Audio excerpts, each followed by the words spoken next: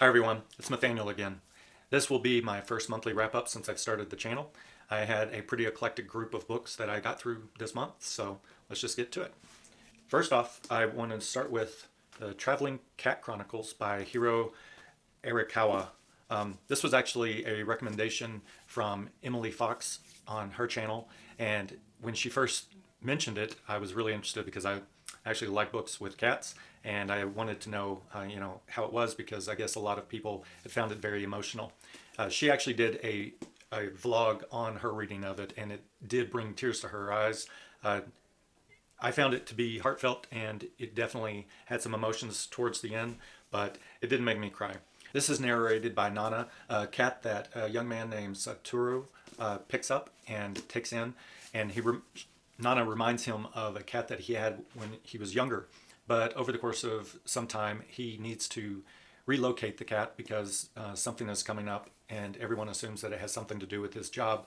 And so the story is basically them going from different friends' homes and circumstances, and then finally going to where his aunt lives. And I won't give you any spoilers of what happens, but it's the narration by Nana and her observations from going from the street cat to his cat and then their travels around is very entertaining. It's very heartfelt, and it's a good quick read, and it has a great cover, I think. So it is definitely one that I would recommend. It didn't elicit the emotions that some of the readers are saying that they had, but I will say that especially towards the end, there is definitely the emotional aspect to the story. And again, I won't give any spoilers, so pick it up and find out for yourself. I moved on to finish finally The Phantom of the Opera. Now, most people are somewhat familiar with Phantom of the Opera because of the musical. And of course, this follows Eric, the Phantom of the Opera, the ghost of the opera house, and different things that go on with it. I like reading origin stories, whether it's Frankenstein or Dracula or Beowulf, those, because I find that it's really interesting to see how they become a different thing within our collective consciousness. And so reading this as the original, I was a little disappointed. Part of it is just the writing time. There's a lot of melodrama. There's a lot of anguish. Of course, it has a little bit more information about just the structure of the building that they're in. Kind of like Victor Hugo used to do with a lot of superfluous world building, I guess you could call it. But I'm glad that I read it because I had never read it. However, I would say that the last time I saw the musical, I think it was the film version of it, and it is quite a bit more enjoyable than reading this book. So if you're interested in origin stories of iconic figures, then definitely check it out, but otherwise stick to the musical. Then I pulled out The Children Act by Ian McEwan. I've read several of Ian McEwan's books in the past. Atonement still remains my favorite. And he, of course, writes about difficult relationships a lot of times.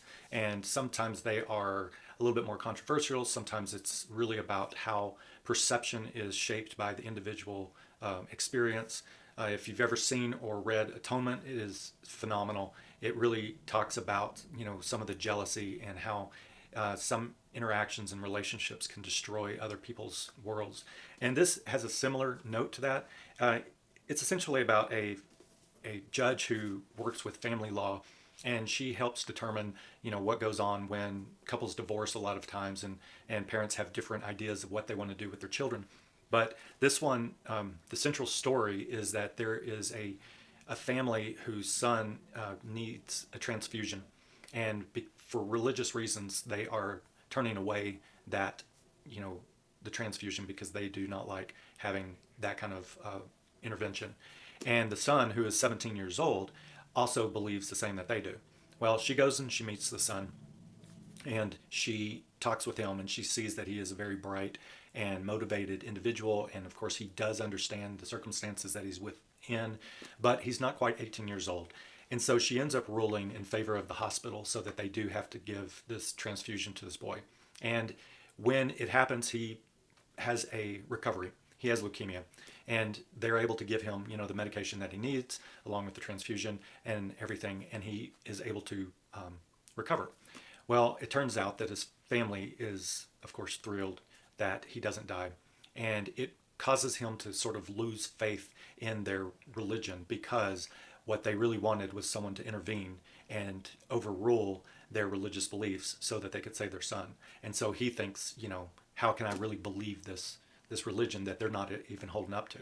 Well, an interaction with the judge and the young man kind of leaves her shaken. And of course, he sees her as sort of this saving angel and keeps reaching out to her and wants to be around her and really respects her.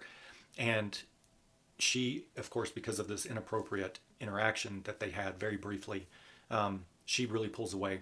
And ultimately, it goes back into a situation where he is faced once again with medical care that he has to either choose or disapprove of.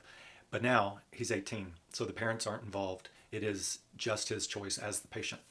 So one of the things, this is not my favorite Ian McEwan book, but it does give an interesting insight or an idea of what goes on with some of these families, not even just the central story, but some other stories that are related within the area.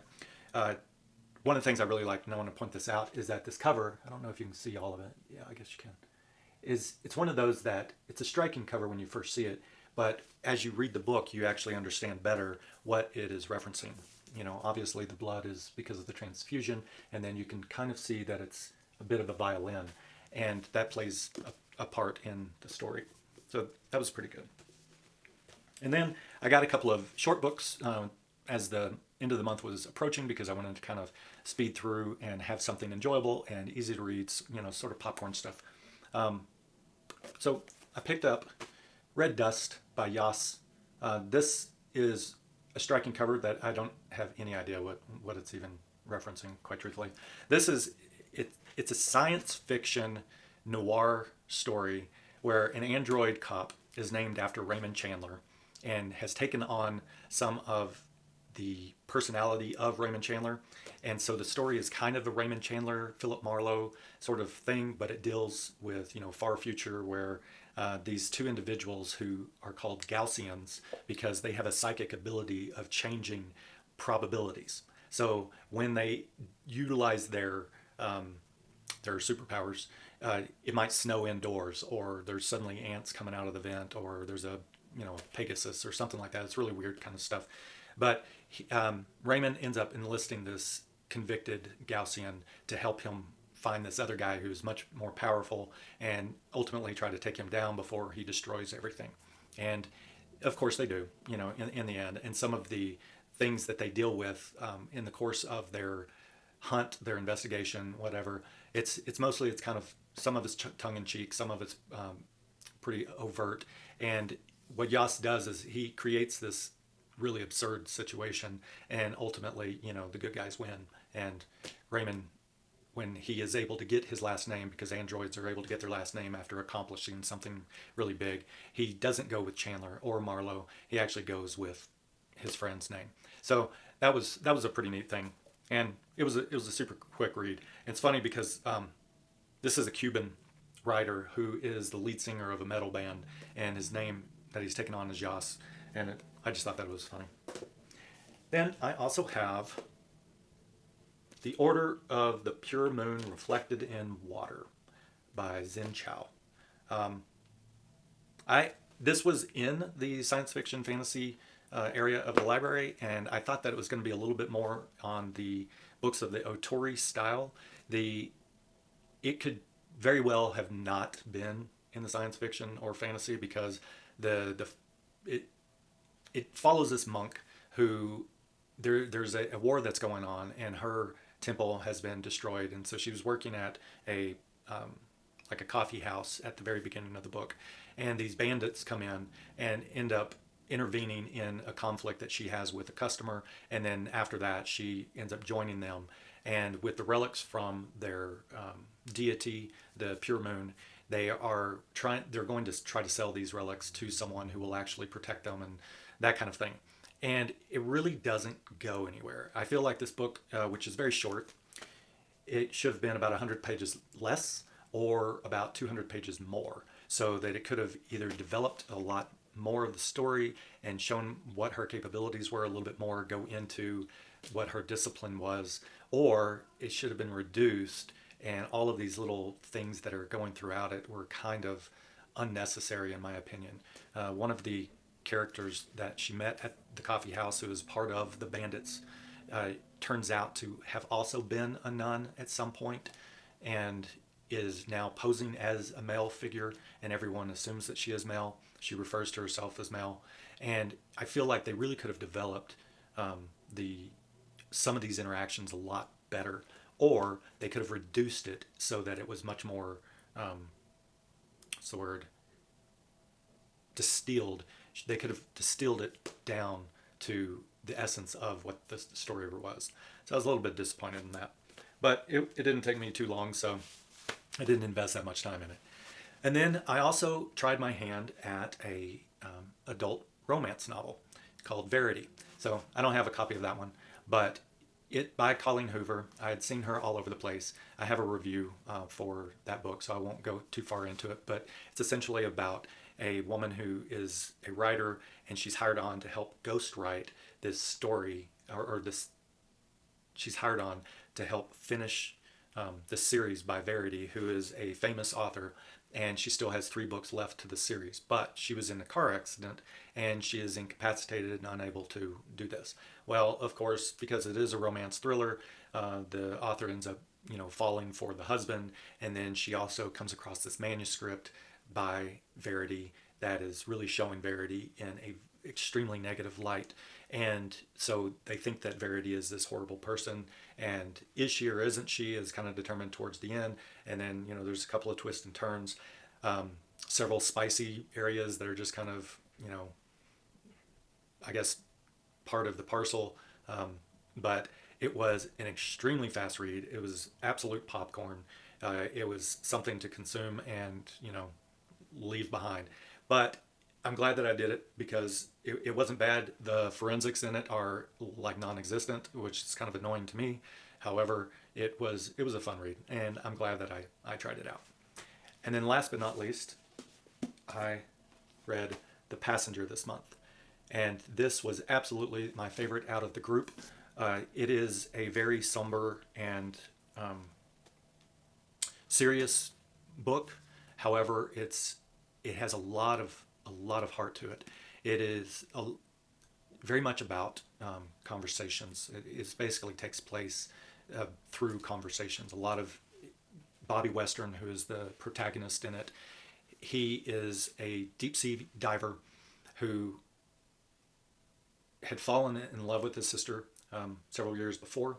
The book opens with a hunter finding her body where she has hung herself in the woods, and he, through the course of his, through the story, he pines after her because he had fallen for her. She was a brilliant, just genius at math and physics and everything. And the story, my review on it, goes into this a little bit deeper, but it very much has that sort of Platonic, Socratic method of talking about things. So the story is talking about all these different issues, but what it really is about is something else.